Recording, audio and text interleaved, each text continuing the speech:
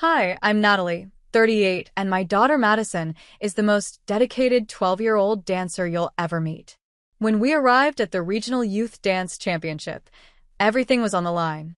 A $5,000 scholarship and invitation to the national showcase were at stake after 6 years of Madison's hard work in ballet and contemporary dance. But I never expected my sister-in-law Heather to sabotage us right before the biggest performance of Madison's life. Before I tell you what happened next, let me know where you're watching from in the comments and subscribe if you want to hear more stories about family drama and sweet revenge. Let me give you some context about our situation. I was once a dancer myself, pouring my heart and soul into ballet until a devastating knee injury at 19 crushed those dreams forever.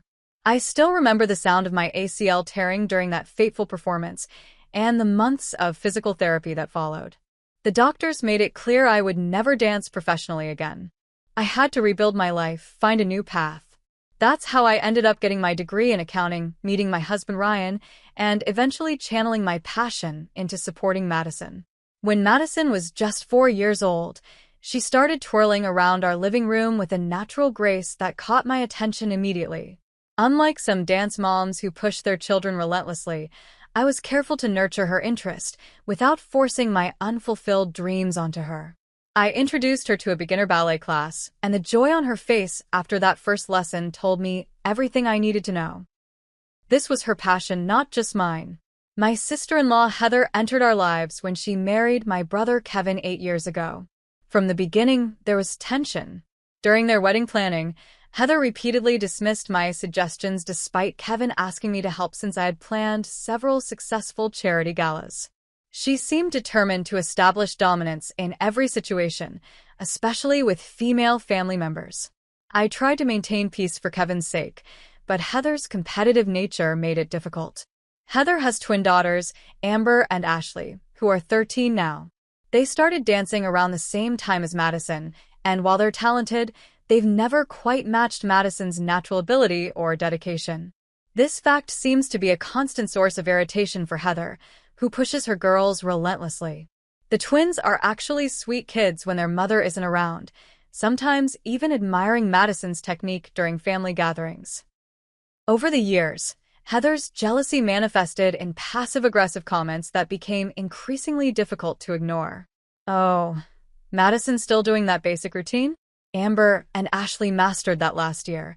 Or, it's so cute how Madison tries so hard despite not having the right body type for ballet. I would bite my tongue for family harmony, but each remark stung, especially when Madison was within earshot. Then came the incidents. Madison's dance shoes mysteriously disappeared before a recital when Heather was the only person who had been near her dance bag. We received an accidental text from Heather giving us the wrong time for a competition, causing us to nearly miss Madison's performance. Each time, Heather had a plausible explanation, and Kevin would insist she meant no harm. I began to doubt myself. Was I being paranoid? Overprotective? The Grand Prix dance competition changed everything. This wasn't just another recital or minor competition. This was the most prestigious youth dance event in our state, with scouts from elite academies in attendance. Madison had been invited to compete based on her performance at a qualifying event 3 months earlier, an achievement that fewer than 10% of applicants received. The preparation was intense. Madison practiced 4 hours daily after school, perfecting every movement of her contemporary ballet routine. We adjusted our family schedule entirely around her training. Ryan took extra shifts at the construction company to cover the entry fees, costume costs, and private coaching sessions. I scaled back my accounting work to drive Madison to and from the studio every day. Even her younger brother Tyler, usually absorbed in his video games, started helping around the house more to give Madison space to practice. Madison's dance teacher, Sophia Reynolds, saw something special in my daughter. She dances with her soul, Sophia told me during one of our parent conferences. That's something you can't teach. Sophia stayed late many evenings to work with Madison one-on-one, refining the routine until every gesture conveyed the emotional story they wanted to tell. The costume was another major investment. We commissioned a local designer who specialized in dance attire to create a crystal-embellished teal dress that complemented Madison's choreography perfectly. The $850 price tag made me wince, but Ryan insisted our daughter deserved the best for this opportunity. I still remember Madison's eyes lighting up during the final fitting, how she spun around watching the fabric catch the light. "I feel like a real dancer," she whispered, and I had to turn away to hide my tears. As competition day approached, Madison's confidence grew with each practice session. She stopped second-guessing her abilities and embraced the challenging choreography.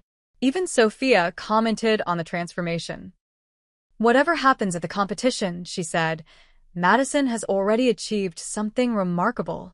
The night before the event, Madison couldn't sleep from excitement, practicing her breathing exercises and visualizing her performance until well past midnight.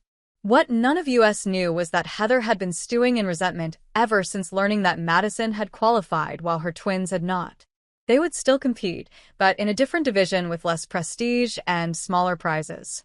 According to my brother Kevin, who called me in confidence, Heather had been obsessively watching videos of previous winners, pushing Amber and Ashley to practice until they were exhausted and tearful.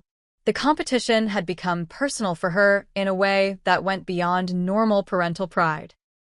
Competition day arrived with a pre-dawn alarm. I woke Madison at 5 a.m., though I suspect she had barely slept. Her eyes were bright with anticipation as she ate the protein-rich breakfast I had prepared. We had packed most items the night before, meticulously checking everything against Sophia's comprehensive list. The crystal-embellished teal dress hung protected in its garment bag, along with Madison's dance shoes, backup tights, emergency sewing kit, and the extensive hair and makeup supplies. Our morning ritual had a comforting familiarity, despite the high stakes. I carefully curled Madison's chestnut hair, pinning it into the elaborate updo Sophia had demonstrated. Madison sat perfectly still, unusual for an energetic 12-year-old, as I applied the stage makeup that would prevent her features from washing out under the intense lighting. Throughout the process, she practiced her choreography mentally, her fingers subtly moving through the sequences on her lap.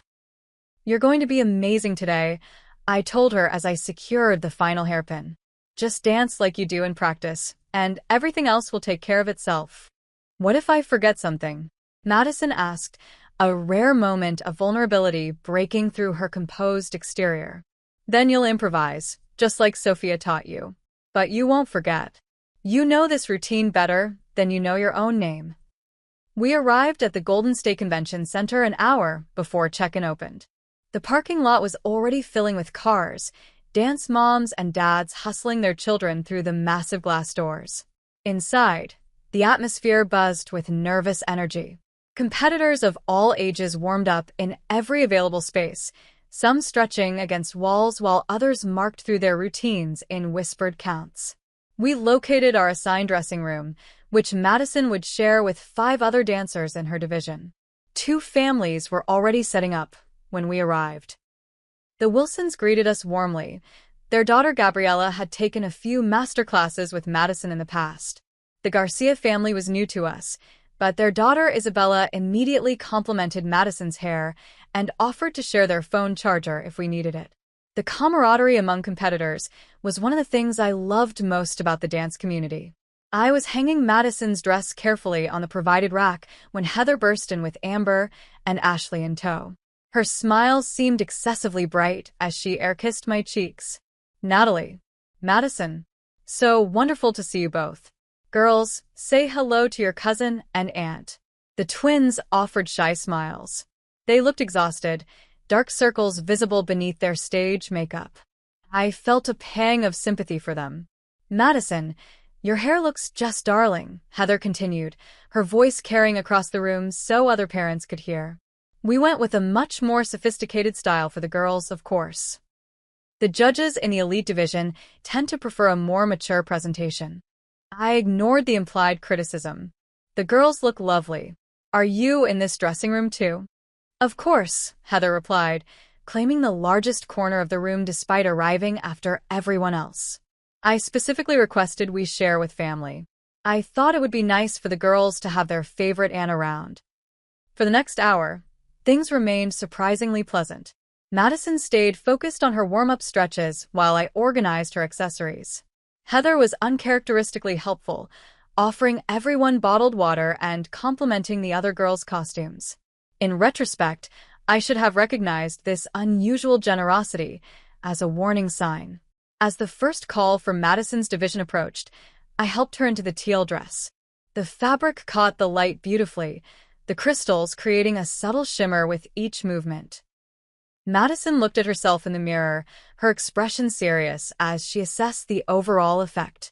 "I need to grab my hairspray from the car," I told her. "I think I left it in the side pocket of my tote. Will you be okay for 2 minutes?" "I'll help her with the zipper," Heather offered immediately. The twins are all set, and I know how tricky those costume closures can be. I hesitated, some instinct warning me, but dismissed the feeling as paranoia. Heather was family, after all, and the other parents were present. What could possibly happen? I rushed to the car, found a hairspray, and returned in less than 3 minutes. As I approached the dressing room door, I heard a distinct sound that made my stomach drop, the unmistakable tear of fabric followed by gasps from several people. I pushed open the door to find Madison standing frozen, her beautiful teal dress now featuring a jagged 6-inch rip along the side seam. Several crystals had detached and scattered across the floor.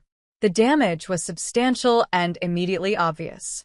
My daughter's face had drained of all color. Heather stood behind her, one hand covering her mouth in an exaggerated display of dismay. "Oh no, how clumsy of me. My bracelet must have caught on the fabric when I was helping with the zipper." Our eyes met, and she leaned closer to Madison, whispering just loud enough that I could hear, "Now my girls will win for sure." The smirk that followed removed any doubt about whether this had been an accident. For a moment, the room seemed to spin around me as rage and disbelief competed for dominance. Madison fled to the bathroom, tears finally breaking through her composed facade. "What did you do?" I demanded, keeping my voice low despite my fury. Creating a scene would only make things worse for Madison. "It was an accident," Heather insisted loudly for the benefit of the other parents, who were watching uncomfortably. "These things happen at competitions. Maybe it's a sign Madison isn't ready for this level yet." "This wasn't an accident," I hissed, stepping closer. "I saw your face. You did this deliberately." "Careful, Natalie," she replied, her voice sickly sweet. "You're getting emotional, and that won't help Madison. Perhaps it would be best if you withdrew from the competition. There's always next year, assuming Madison sticks with dance that long." I glanced at Amber and Ashley, who looked mortified by their mother's behavior. They avoided eye contact, fidgeting with their own costumes and whispering to each other. They were good kids caught in an impossible situation. The dress represented hours of work and a significant financial investment, but more importantly, it was part of the performance Madison had perfected over months of practice. The fabric was specially chosen to complement her movements. The cut was designed to highlight the technical elements of her routine. Without it, she would be at a significant disadvantage if she could perform at all. I gathered the fallen crystals from the floor, examining the torn seam with shaking hands. The rip was strategic, placed where it would be most visible to judges and impossible to ignore. Just like Heather's intentions. I checked my watch with growing panic. Madison was scheduled to perform in just 2 hours. The competition was running with military precision. There would be no delays or schedule adjustments. 2 hours to somehow salvage a damaged costume that had taken weeks to create. My mind raced through limited options. I called Ryan, who was still on his way to the venue after dropping off our son Tyler at a friend's house. "Ryan, we have an emergency," I explained, stepping into the hallway for privacy. "Heather deliberately damaged Madison's costume. It's a disaster." "Are you sure it was deliberate?" he asked, the skepticism in his voice only increasing my frustration. "Yes, I'm sure." She practically admitted it. She told Madison that now her girls would win for sure. I don't even know what to say. "Have you called Kevin?" "Kevin isn't going to believe me over his wife. I need solutions, not another family argument. How quickly can you get here?" "I'm still an hour out with traffic." What about the emergency kit? Don't you have safety pins or something? I returned to the dressing room and pulled out the small sewing kit I had packed. With trembling fingers, I attempted to secure the torn fabric with safety pins, but the damage was too extensive. The delicate material continued to separate around the pins, and the missing crystals left noticeable bare patches. Even if I could close the seam, the dress would still look obviously damaged under the stage lights. Some of the other parents offered sympathy and suggestions. Mrs. Wilson had extra fabric tape, but it created visible lumps under the thin material. Mrs. Garcia knew a backstage seamstress, but she was working with another company across town and couldn't arrive for at least 3 hours. Through it all, Heather pretended concern while subtly emphasizing the gravity of the situation. "Such a shame after all your hard work," she said loudly enough for everyone to hear. The judges are so particular about presentation. I remember last year when a girl's costume had just a tiny tear and she was marked down significantly. I wanted to scream at her, but causing a scene would only make things worse for Madison. I tried calling Sophia, Madison's dance teacher, but she was working with other students from our studio and couldn't answer.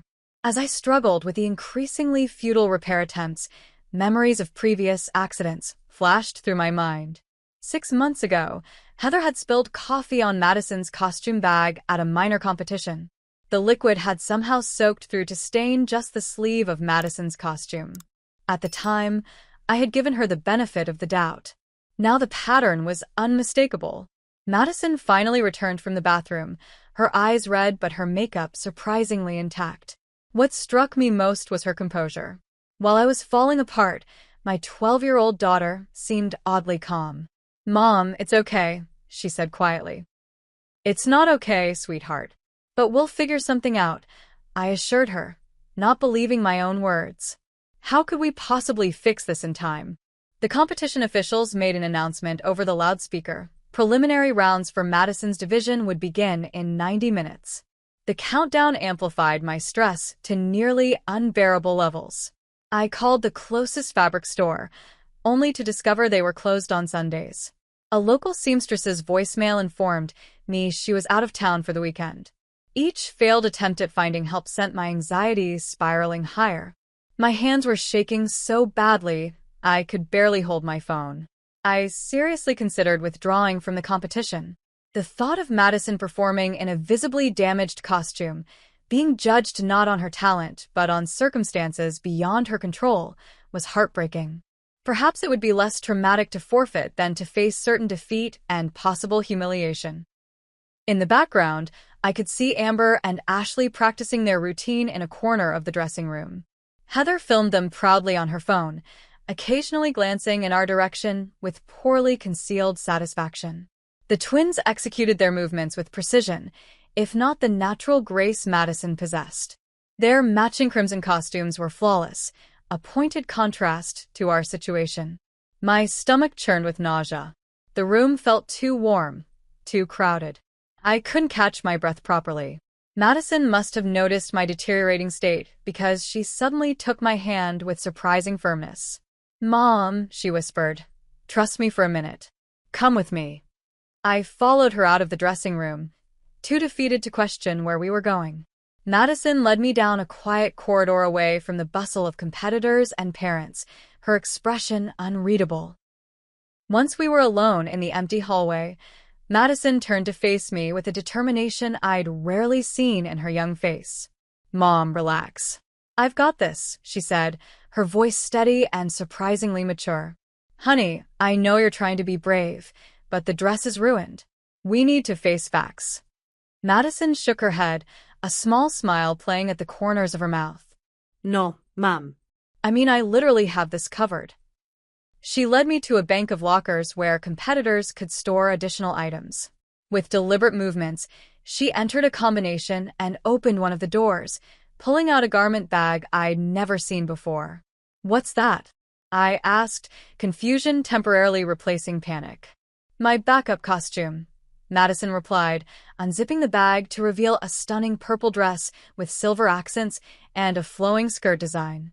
It wasn't identical to the teal creation, but it was equally beautiful and clearly professional quality. I stared at the dress, then at my daughter, unable to process what I was seeing. Where did this come from? How did you? Remember last month when I stayed late with Sophia 3 times in 1 week? We weren't just working on choreography. Madison's expression became serious. I overheard Aunt Heather telling the twins she would make sure they won this competition. The way she said it scared me. My heart sank at the realization that my 12-year-old had recognized the threat before I had. Why didn't you tell me? Because you would have confronted her, and then she would have done something else we couldn't prepare for. Madison spoke with the pragmatism of someone far beyond her years. Sophia helped me create a contingency plan instead. She explained how dance teacher Sophia had recognized the pattern in Heather's accidents as well. Together, they had quietly commissioned this alternate costume, using money Madison had saved from birthday gifts and small competition winnings. They had kept it completely secret, knowing that if Heather discovered the backup plan, she would simply target that costume instead. Sophia said proper preparation prevents poor performance. Madison recited, clearly quoting her mentor. She taught me that in dance and in life, we should always have a plan B.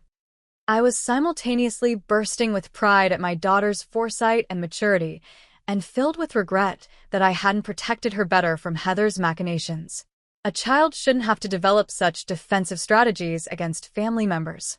I'm so sorry you had to deal with this, sweetheart, I said, pulling her into a gentle hug to avoid disturbing her competition hair and makeup.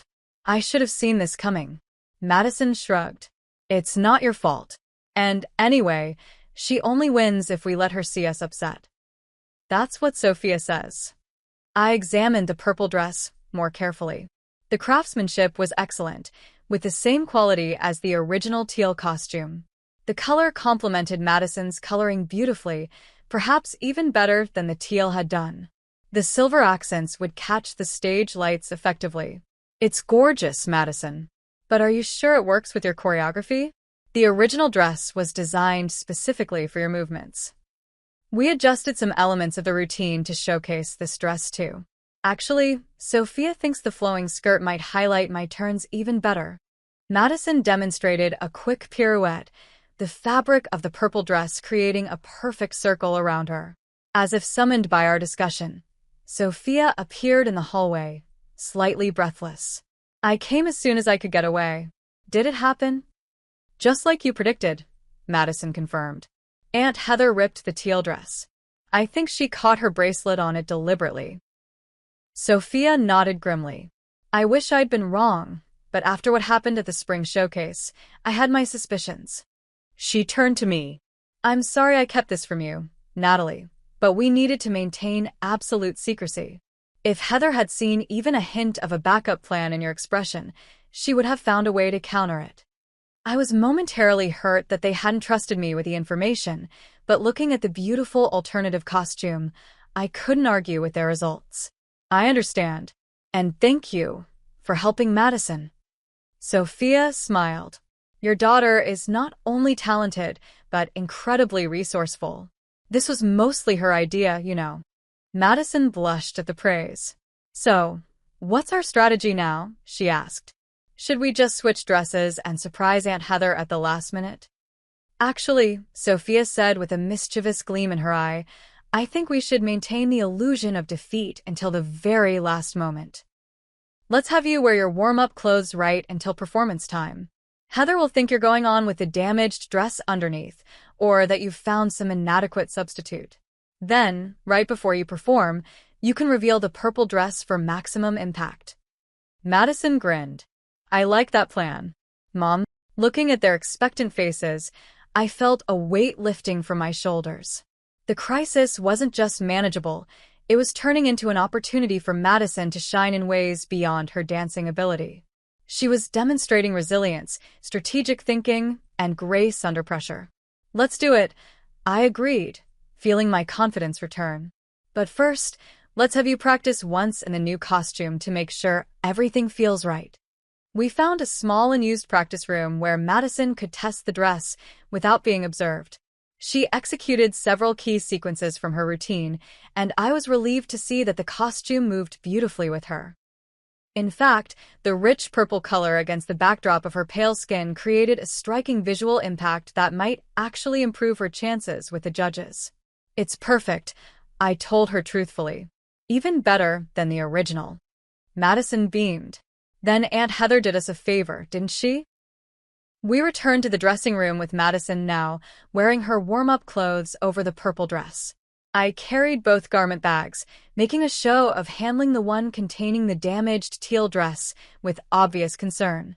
As we entered, Heather immediately looked up, her eyes searching for signs of our distress. "Were you able to fix it?" she asked with exaggerated concern.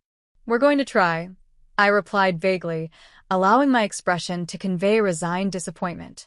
"Madison will perform regardless." Heather's lips curved into a smile, she quickly masked with a sympathetic nod. "That's the spirit. Sometimes it's about the experience rather than winning."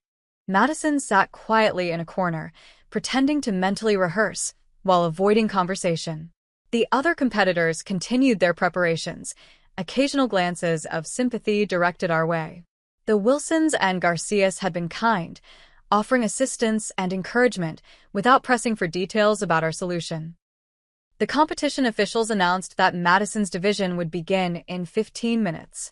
Competitors were instructed to move to the staging area. It was time for our plan to unfold. I knelt beside Madison for a final pep talk, keeping my voice low. "Remember everything Sophia taught you.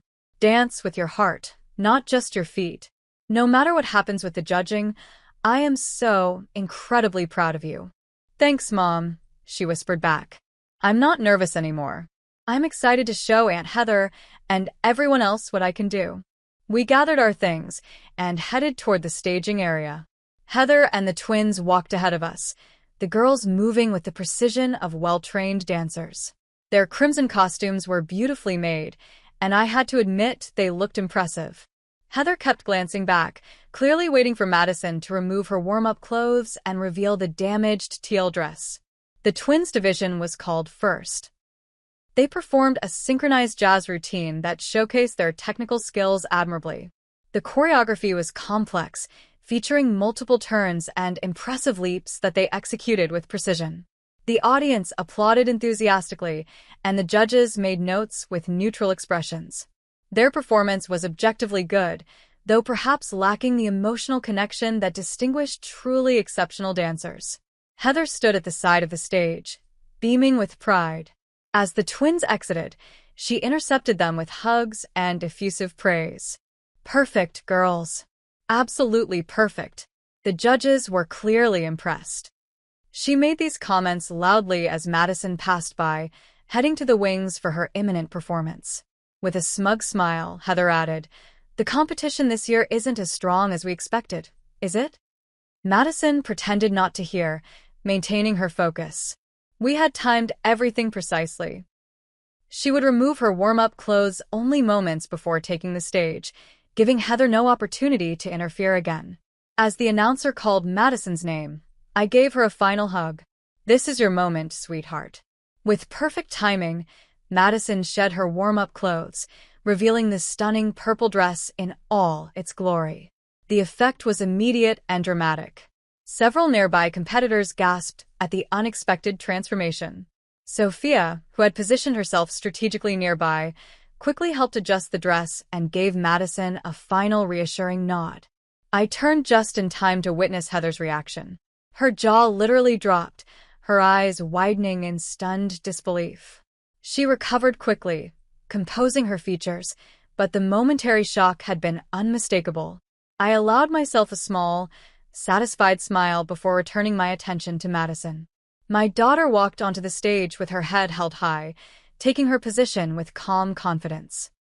As the music began, a hush fell over the audience. From the first movement, it was clear we were witnessing something special. Madison's technique was flawless, her turns crisp and centered, her extensions long and controlled. But it was the artistry beyond the technical elements that truly captivated. She danced with a maturity and emotional depth rarely seen in performers her age. The purple dress moved with her like a living extension of her body, the flowing fabric emphasizing each movement and creating beautiful lines. A particularly challenging sequence of turns drew spontaneous applause from the audience. Madison executed 5 consecutive pirouettes, maintaining perfect form throughout, then transitioned smoothly into a series of leaps that seemed to defy gravity. Her facial expressions conveyed the emotional narrative of the piece, without ever appearing forced or theatrical. I glanced at the judges. All 3 were watching intently, making extensive notes. One leaned forward in her seat, completely absorbed in the performance. Another nodded slightly at a particularly impressive movement.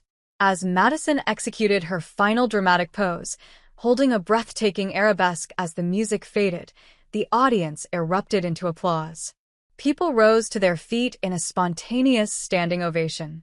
Madison's face broke into a radiant smile as she acknowledged the audience with a graceful bow. Backstage, I embraced her, words failing me completely. Sophia was right behind me, her professional demeanor momentarily forgotten as she hugged Madison with genuine emotion. That was beyond anything we practiced, she whispered to Madison. You transcended the choreography. Other competitors and their parents came forward with congratulations. Even the twins approached, offering sincere compliments despite their mother's glowering presence several feet away. Your dress is beautiful, Ashley said quietly. And your dancing was amazing. Thanks, Madison replied warmly. You guys did great too. The awards ceremony was scheduled for an hour later. We used the time to change Madison back into her street clothes and rehydrate after her intense performance. Heather kept her distance, speaking in hushed tones with the twins and occasionally shooting dark looks in our direction. When the results were announced, the tension was palpable. The judge began with honorable mentions, then moved to 3rd place, then 2nd. Madison squeezed my hand tightly as we waited. 1st place in the Junior Contemporary Division, with a special recognition for artistic expression, goes to Madison Mitchell. The audience applauded enthusiastically as Madison stepped forward to receive her trophy and certificate. The special recognition was particularly significant, as it came with additional scholarship funds and an invitation to a prestigious summer intensive program. Heather immediately approached the competition director, gesturing emphatically and pointing in our direction. I moved closer to hear her complaint. The costume she performed in wasn't the one registered with her application, Heather was insisting. That's a clear violation of the rules. Her placement should be reconsidered. The director, a veteran of dance competitions with over 20 years of experience, regarded Heather with a patient but firm expression. Mrs. Bennett, the rules allow for costume changes in case of damage or malfunction. They simply need to be approved by the stage manager, which Madison's was. There's no violation. But she gained an unfair advantage by surprising the judges with a different look than her competitors expected, Heather persisted. The judges score on technique, artistry, and overall performance quality, not on meeting competitors' expectations, the director replied, ending the conversation by turning to congratulate Madison personally. Heather's face flushed with anger. She collected her twins and stormed out before the ceremony concluded, leaving Kevin, who had arrived during Madison's performance, looking confused and embarrassed. Other parents and competitors continued to approach Madison with congratulations and questions about her training. Several younger dancers asked for photos with her, treating her like a celebrity. Sophia was approached by parents inquiring about lessons, clearly impressed by her students' success. The victory was sweet, but what moved me most was watching Madison handle it with genuine grace. She thanked everyone sincerely, credited Sophia's mentorship, and made a point of complimenting other dancers on their performances. My daughter wasn't just a talented dancer, she was becoming a remarkable young woman. That evening, we celebrated Madison's victory at her favorite restaurant, an Italian place called Giuseppe's that made her beloved mushroom ravioli. Ryan had arrived just in time to see Madison's performance and was now hearing the full story of Heather's sabotage and our countermeasures. I still can't believe she would go that far, he said, shaking his head in disbelief. Over a children's dance competition. It wasn't just about the competition for her, I explained. It's about this narrative she's created where her children have to be better than everyone else's, especially family. Madison was enjoying her moment of triumph, But I noticed she wasn't gloating or dwelling on Heather's defeat. Instead, she was excitedly discussing the summer intensive program she'd been invited to attend as part of her prize package. Sophia says some of the instructors come from major ballet companies, she explained, eyes shining. We might even get to work with a choreographer from New York City Ballet. Ryan's phone rang, interrupting our celebration. He checked the caller ID and grimaced. It's Kevin, he said, stepping away from the table to take the call. He returned a few minutes later with a somber expression. Kevin wanted to apologize for Heather's behavior.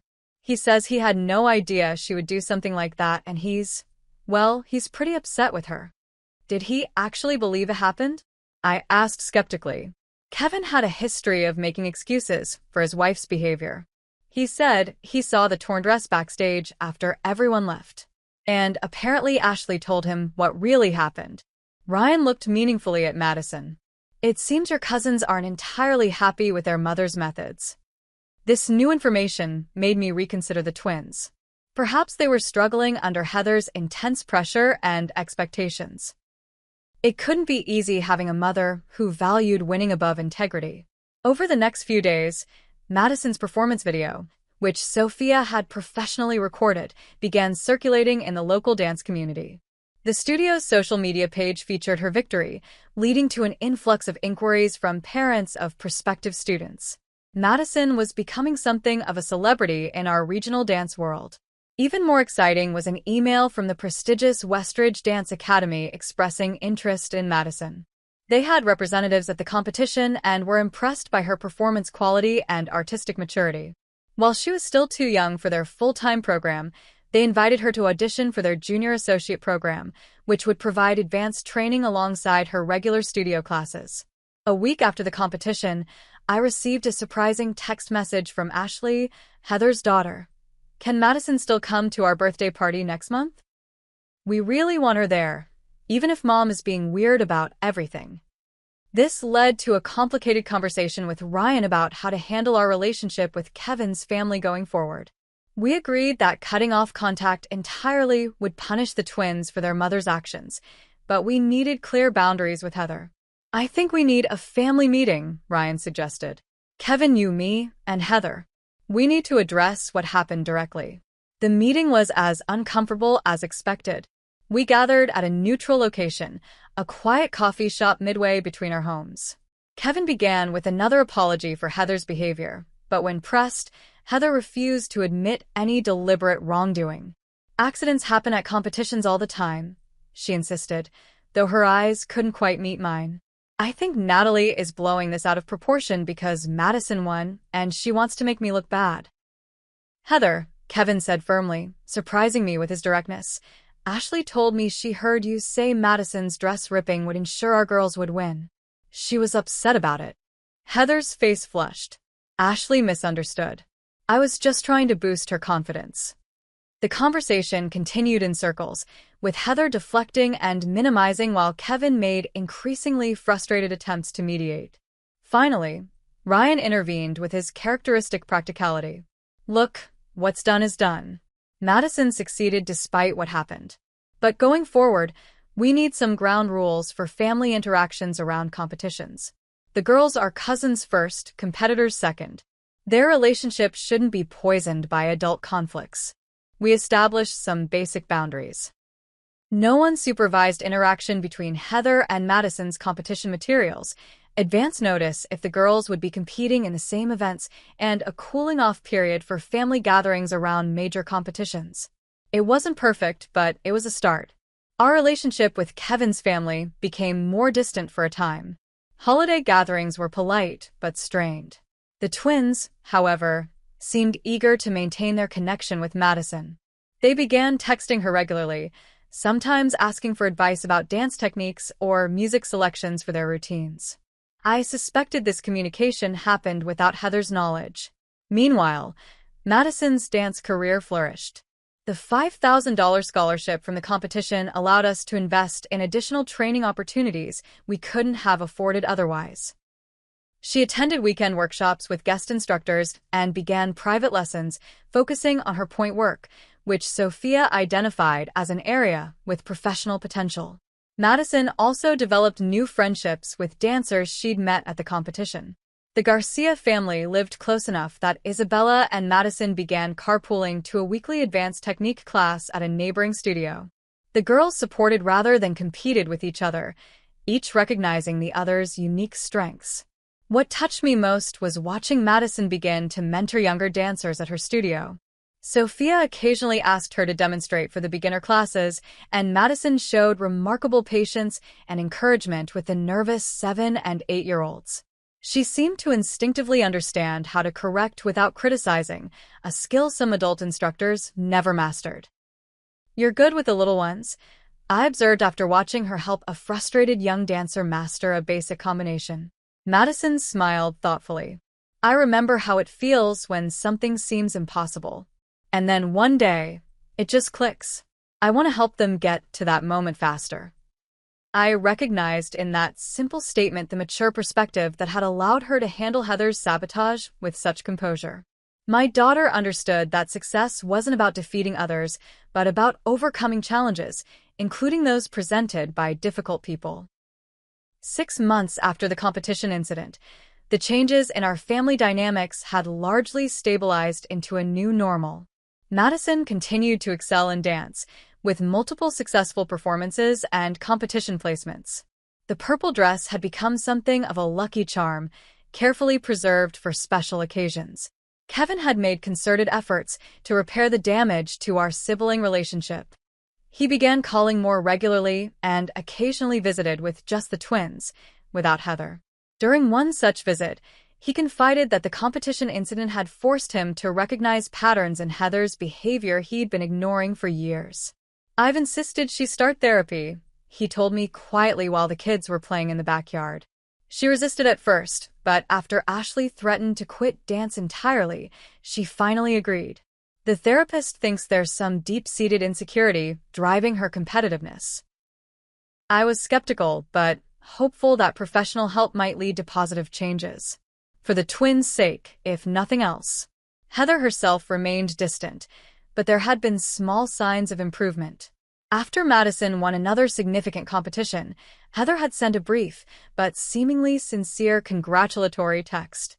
When they encountered each other at regional dance events, Heather was unfailingly polite, if somewhat stiff. It wasn't friendship, but it was civilized coexistence. More surprisingly, the twins had developed a genuine admiration for Madison. They began asking her advice about their choreography and technique, sometimes even sharing videos of their practices for her feedback. Away from their mother's influence, Amber and Ashley were actually sweet, funny girls with their own unique talents. Ashley had a particular gift for hip-hop styles that Heather had previously discouraged as undignified. Madison had been selected for the prestigious summer dance program connected to her competition win. The 5-week intensive would be her first extended time away from home, a prospect that filled me with both pride and maternal anxiety. We spent weeks preparing, shopping for dance supplies and dormitory necessities, discussing homesickness strategies and communication plans. The night before her departure, I found Madison sitting on her bed, looking thoughtfully at both her competition dresses displayed on her wall. "Penny for your thoughts?" I asked, sitting beside her. "I was just thinking about how differently everything could have turned out," she replied. "If Aunt Heather hadn't ripped my dress, I might never have worn the purple one. And the judges really loved that costume."